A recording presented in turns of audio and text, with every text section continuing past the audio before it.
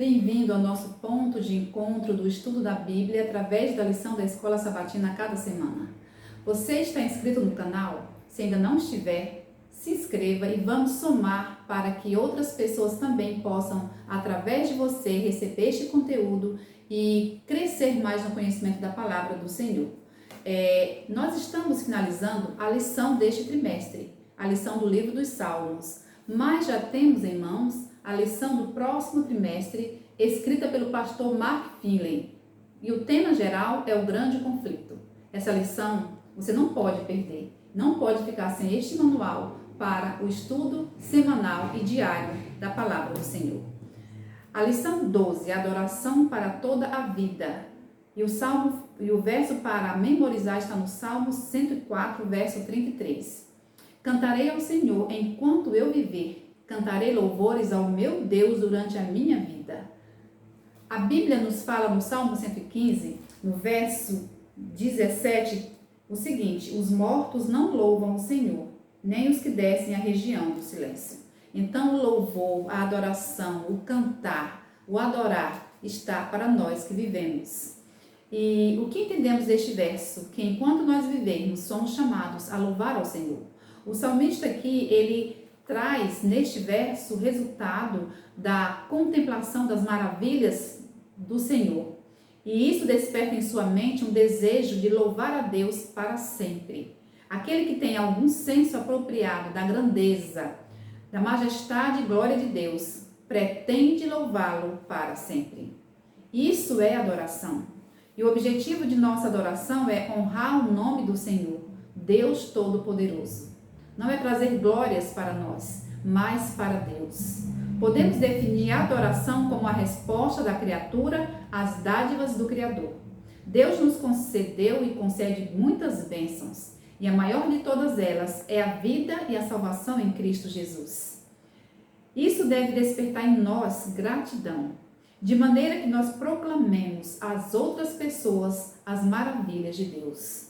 Com isso aprendemos que a adoração possui uma dimensão evangelística. Por quê? Porque quando nós estamos adorando a Deus, contando as grandezas do Senhor, nós estamos testemunhando para aquelas pessoas que ainda não conhecem ou ainda talvez não tenham visto essa dimensão tão grande do nosso Deus.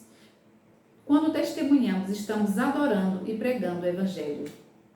A adoração deve vir de um coração como resposta à graça divina. A adoração independe de horário, porque nós podemos adorar a Deus em qualquer momento do dia, de manhã, de tarde ou à noite, como diz o Salmo 3.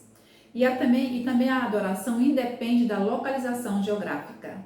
Nós podemos estar no quarto, nós podemos estar andando, nós podemos estar na congregação dos santos, nós podemos estar deitado, nós podemos estar adorando a Deus em qualquer lugar. Destacamos também a importância da adoração congregacional para a nossa fé e a saúde espiritual, porque a congregação, quando está reunida para louvar a Deus, para adorar, isso traz unidade, isto alimenta o amor entre o povo de Deus e molda a nossa identidade em todo o mundo. A nossa adoração ela é incompleta se nós nos isolarmos continuamente uns dos outros.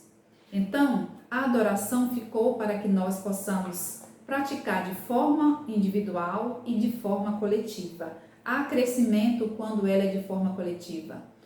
A adoração deve permear todas as áreas da vida, tendo em vista que nós devemos honrar a Deus. A lição de domingo: levante as mãos no santuário. No contexto do Salmo 134, onde se oferece a adoração nesse contexto? A adoração, como diz o Salmo 134, ela é oferecida no santuário. O Salmo 134 diz assim: Bendizei ao Senhor, vós todos servos do Senhor, que assistis na casa do Senhor nas horas da noite. Na casa do Senhor é o contexto desta mensagem de adoração do Salmo 134. Porque quando nós estamos nesta congregação, na casa do Senhor, no santuário, nós somos abençoados e também abençoamos. dentro da aliança da graça, que Israel exerce o privilégio de abençoar o Senhor e ser abençoado por Ele. Deus fez um pacto com o ser humano. E quando nós correspondemos em obediência, Deus é abençoado através da nossa obediência e nós também somos abençoados por Ele. De que maneira os salmos retratam os adoradores? Por exemplo, o Salmo 134, verso 1, diz que bendizei ao Senhor, vós todos servos do Senhor. O Salmo aqui retrata os adoradores como servos do Senhor. A Bíblia fala lá no livro de Lucas, capítulo 13, se eu não me engano, capítulo 13, sobre a cura dos 10 leprosos. Você pode lembrar que quando Jesus estava ali passando próximo àquela aldeia, saíram ao seu encontro 10 leprosos, pedindo que Jesus os curasse. E Jesus mandou que eles fossem ao sacerdote. E no caminho para ir aos sacerdotes, eles foram curados. Mas um voltou e adorou a Deus, em reconhecimento à grandeza, às maravilhas do Senhor em seu favor. Então, ele ali se tornou um servo, porque o servo ele adora. O santuário servia para refletir a glória do Senhor e oferecer um ambiente seguro para os pecadores se aproximarem de seu santo rei. O santuário, ele é um lugar que oferece segurança para nós, pecadores, que vamos em busca do nosso Senhor Jesus. A lição de segunda-feira, cantem ao Senhor um cântico novo. Qual é o tema comum nos Salmos 33, 96, 144? O Salmo 40 fala assim. O Salmo 40, ele fala, 40, verso 3, diz assim: E me pôs nos lábios um novo cântico, um hino de louvor ao nosso Deus. Muitos verão essas coisas, temerão e confiarão no Senhor. E me pôs no cântico, nos lábios, um novo cântico. Qual é o tema destes salmos? O povo é convocado a cantar um cântico novo. Os temas comuns nestes salmos são a confiança em Deus, o louvor por suas obras e a libertação da aflição. Por tudo isso, nós somos convidados a cantar um cântico novo. Deus nos criou para adorá-lo. Só o fato de nós termos sido criados por Deus já é motivo de louvor. Por que cantar um cântico novo? Apocalipse 5:9 diz que o Cordeiro é digno de que cantemos. Por que Cristo é digno? Porque foste morto, porque ele levou sobre si os nossos pecados.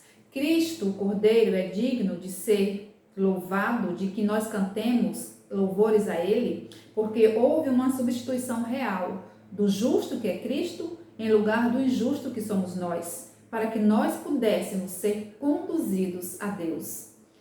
O Cordeiro, Cristo Jesus, é digno de todo louvor, porque ele veio nos reconciliar com o Pai. A lição traz alguns comentários do Espírito de Profecia, principalmente do livro Testemunho para Ministros e Obreiros Evangélicos. Fala o seguinte: quando peregrinavam pelo deserto, o povo de Israel louvava a Deus com cânticos sacros durante toda a viagem. Eles faziam aquele trajeto louvando a Deus. E qual tem sido o nosso cântico enquanto nós nos dirigimos para a Nova Jerusalém? Para muitos tem sido um cântico de lamento. Muitos passam por dificuldades e murmuram, muitos desistem, muitos são inconstantes na fé. E aqui nós precisamos aprender com o povo de Israel, que peregrinavam ali pelo deserto, a cantar também louvores. Deus desejava que toda a vida de seu povo fosse uma vida de louvor. Somos testemunhas de sua bondade e misericórdia. O que temos cantado? O que temos cantado em nossa peregrinação, o que temos cantado em nosso trajeto em direção à Nova Jerusalém? Não sei se vocês lembram, mas a Bíblia nos traz o relato de Paulo e Silas ali em Atos, que eles, quando foram aprisionados, primeiro eles apanharam, foram acorrentados e foram jogados na masmorra, ficaram ali presos, mas eles à meia-noite cantaram louvores ao Senhor. Eles, na sua peregrinação, no seu sofrimento, louvaram ao Senhor, adorando e testemunhando. O que isso nos ensina? Pessoas ao nosso redor, independente das nossas circunstâncias, precisam ouvir louvores que nós erguemos ao Senhor, porque servirão de testemunho para aqueles que estão também passando por provas e lutas, assim como nós. Temos motivos para um cântico novo. Enquanto Jesus não vem, uma nova canção deve brotar do coração que foi tocado pela graça divina. Uma nova canção deve brotar do coração que foi perdoado. Uma nova canção deve brotar do coração que teve os seus pecados perdoados. Há um dia prestes a surgir sobre nós, quando os mistérios de Deus serão revelados, quando o conflito terreno terminar e os santos estiverem reunidos no lar.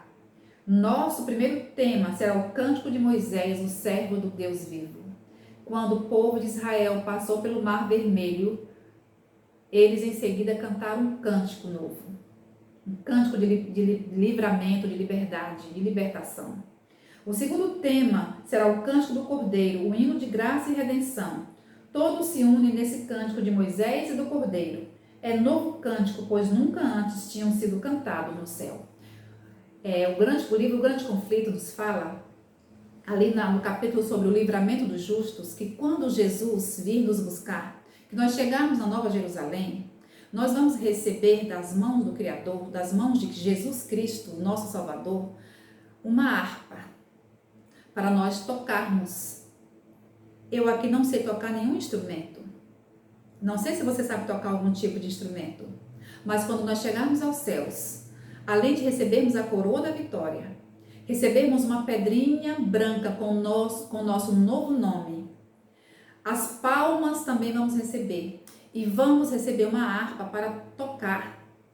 Eu fico imaginando que, nesse momento, irromperá dos nossos corações o mais perfeito cântico de louvor. Será um cântico novo, porque eu não conheço e você também não conhece. Se nós não sabemos tocar um instrumento aqui e nem sabemos cantar, fique tranquilo.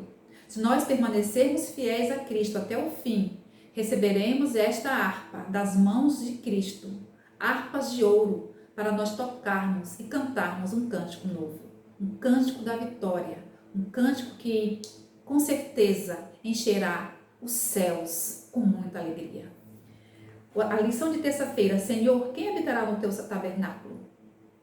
O Salmo 15 diz: quem é digno de adorar na presença de Deus? E ele nos responde dizendo: quem é digno de adorar na presença de Deus? Quem pratica a justiça, quem é verdadeiro e puro de coração e vive com integridade. Somos sacerdotes real. A Bíblia fala em 2 Pedro 2,9 que nós somos sacerdotes reais. E a lição nos fala que a resposta dada nesse salmo é o resumo do requisito já dados na lei de Deus e nos profetas, aquele cujas ações e caráter são reflexos de Deus. Deus nos chama aqui na lição a vivermos uma vida de santidade, porque em Hebreus 12:14 nos diz que sem a santificação ninguém verá Deus. Nós somos chamados a ter uma vida de santidade na presença de Deus e levar as bênçãos da aliança a outras nações. Vivermos em santidade é um requisito obrigatório para estar na presença de Deus, porque sem santidade não veremos ao Senhor. E como nós somos santificados? A palavra nos diz, São João 17:17, santifica-os na verdade, a tua palavra é a verdade. Então nós precisamos correr para aprender mais da palavra e viver a palavra de Deus em nossa vida prática. Teoria é estudar, conhecer e viver uma vida prática destes ensinos em nossa vida diária. O Salmo 24, 3 e 101 diz o que significa ser santo. Aqui nos diz que é reconhecer a graça de Deus e sua justiça. Se nós reconhecermos a graça de Deus, nós vamos nos ver pecadores e necessitados de Deus. O que significa ser santo também é viver em comunhão com o Senhor. E essa comunhão é nós permanecermos nele, em Cristo Jesus, que é a videira. O que significa ser santo também é sermos submissos à palavra de Deus, é vivermos do está escrito, é nós não vivermos do que eu acho, do que eu considero ser importante, mas sim vivermos do está escrito, do assim diz o Senhor. A lição de quarta-feira: anuncie entre as nações a sua glória. Que múltiplos aspectos de adoração são mencionados no Salmo 96?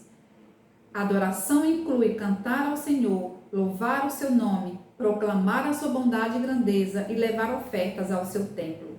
O Salmo 96 destaca um aspecto não tão óbvio da adoração, ou seja, a dimensão evangélica de proclamar o reino do Senhor a outros povos. Assim, o objetivo do evangelismo é unir outros povos ao povo de Deus. Quando nós testemunhamos, quando nós cantamos louvores, quando nós proclamamos a sua bondade e grandeza, nós estamos testemunhando para que outras pessoas tomem conhecimento de quem Deus é, do que Ele faz e é capaz de fazer, e assim essas pessoas tenham a oportunidade de se decidirem também em amar, louvar e adorar o Senhor. E assim nós estamos nos juntando para que no final haja um só povo e um só Deus, uma só adoração. Porque o final de tudo é que toda a criação se junte em adoração ao Senhor. E para isso, nós somos chamados a testemunhar deste Deus maravilhoso, de forma a engrandecer, a louvar, a adorar, a honrar a Deus. E assim as pessoas verão quem é este Deus através do nosso testemunho. E assim se ajuntarão a nós em adoração ao Senhor. O Senhor é um juiz justo, e isso deve também motivar as pessoas a adorá-lo em santidade e tremer, e deve servir de advertência contra a atitude leviana na adoração. A Bíblia fala no livro de Isaías, que ali no capítulo 1, principalmente, sobre a adoração vã que o povo de Israel estava ofertando a Deus. Nós devemos ter cuidado, porque Deus, Ele é um Deus santo, Ele é um Deus criador, Ele é um Deus reto, Ele é um Deus justo, e Ele quer que nós o adoremos em santidade, como já foi falado, e de inteireza de coração, porque Deus conhece a nossa motivação interior. De que forma estamos adorando? Às vezes a gente vai para a igreja e no momento dos louvores congregacional, nós estamos abrindo a nossa boca, falando a letra da canção, mas o nosso coração está tão longe, pensando nas preocupações, nos problemas, olhando para outras situações e não focados na verdadeira adoração. E isso para Deus é uma atitude leviana na adoração. Nós devemos ter cuidado, porque muitas vezes isso acontece conosco. O verdadeiro fundamento para o culto a Deus está na distinção entre o Criador e sua criatura. Por que nós adoramos a Deus? Porque Deus é Criador e nós somos suas criaturas. A lição de quinta-feira: Deus não se agrada de sacrifícios. A lição fala, os versos de Salmo 40, 6 a 8, Salmo 50 e Salmo 51, tem uma questão importante que eles abordam. Eles falam, os salmistas aqui, eles condenam várias formas erradas de adoração e destaca os sacrifícios. Porque às vezes Deus não se agradava dos sacrifícios que Ele prescreveu em sua palavra. Deus ordenou que o povo ofertasse sacrifícios, mas chegou um momento em que Deus não estava se agradando. Por que Deus não estava se agradando? Porque os atos de adoração não passavam de rituais sem sentido, pois eram destituídos de obediência. Eles estavam ofertando, sacrificando por sacrificar. Fazia o povo fazer, mas o coração estava longe de Deus. Estavam levando sacrifícios, mas não estavam adorando de verdade o Deus que pediu os sacrifícios. E havia uma distância entre adoração e espiritualidade. Havia também, entre estes adoradores, maldades e atos de injustiça na vida que eles cometiam. Então o sacrifício era vão e a adoração era vazia. Quando não há unidade entre a expressão externa da adoração e a motivação interna correta para ela, em geral, os rituais se tornam mais importantes do que a experiência de se aproximar de Deus. Às vezes nós desenvolvemos tantas atividades para Deus, corremos de um lado para o outro, fazemos isso, fazemos aquilo, e dizemos que estamos adorando, mas nós estamos só fazendo as coisas, cumprindo rituais. E na verdade nosso coração está longe, como muitas vezes estes salmistas aqui reconhecem que os israelitas faziam dessa forma. E para Deus isso não é aceitável. João 4, 23 e 24, aqui Jesus chamou a atenção nessa passagem que se encaixa exatamente com as advertências dos salmistas sobre a lição, é que Deus procura adoradores que o adorem em espírito e em verdade. Deus quer adoradores que o adorem em espírito e em verdade. Sacrifícios não são suficientes, a lição nos fala. De que adiantavam esses sacrifícios se o coração dos que os ofereciam não estava cheio de arrependimento, o coração não estava cheio de fé e o coração não estava triste pelo pecado?